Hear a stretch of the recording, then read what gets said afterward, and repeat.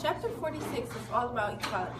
The civil rights movement was not only about African Americans or women, but it was also about the LGBT community and other races as well. Cesar Chavez was a major figure in the struggle for farm workers' rights. Most being Latinos, he'd grown up in a family of migrant workers, so he understood what they went through. Cesar Chavez helped found the United Farm Workers Union along with Dolores Huerta and other labor activists. They later became known as the National Farm Workers Association. Chavez organized the national boycott of table grapes that eventually got grape growers to agree to a contract in 1970.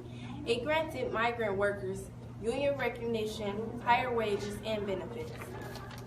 Here, Chavez succeeded at helping migrant workers get the working conditions they deserved up until his death. In the late 1960s, young Latinos began a political movement called La Raza Unida, meaning the people united.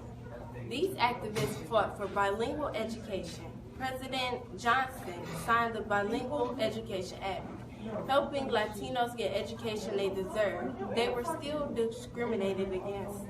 During this time, the Brown Berets also fought for Latino rights. They worked to improve the housing and employment and instill pride in Latino culture. As Americans fought for civil rights, so did other races. American Indians fought for their rights. Indian activists formed the American Indian Movement.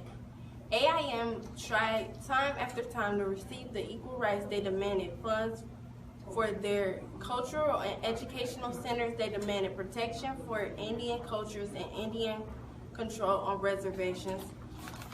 They also demanded the U.S. government honor the treaties that they signed over the years. The government rejected all demands after being forced off land countless times, struggling to receive any government assistance, and being discriminated against. In 1975, Congress passed the Indian Self-Determination and Education Assistance Act. Indians received more federal money for Indian education and more control over reservations. The Indians had to sell the Alaska Natives 40 million acres of land for $81.5 million and 300,000 acres. It raised some hopes for better life for Americans. At the same time, women were fighting for civil rights and workers' rights. Betty Friedman and other activists formed NOW, National Organization for Women, in 1966. NOW organized a strike for equality. This date was also marked as the 50th anniversary of the ratification of the 19th Amendment, which granted women the right to vote. This strike was the largest action for women's rights in American history. Even though the women's movement was still going well, many Americans still opposed. They fought for birth control that was approved in 1960, meaning women could control when they wanted to start a family instead of men controlling it, and they could go to college and get better careers. Roe versus Wade, the right of privacy, women could then get abortions if they chose to.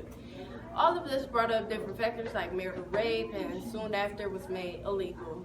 Other groups fought for equality as well, like the LGBT community. Homosexuals demanded equal rights.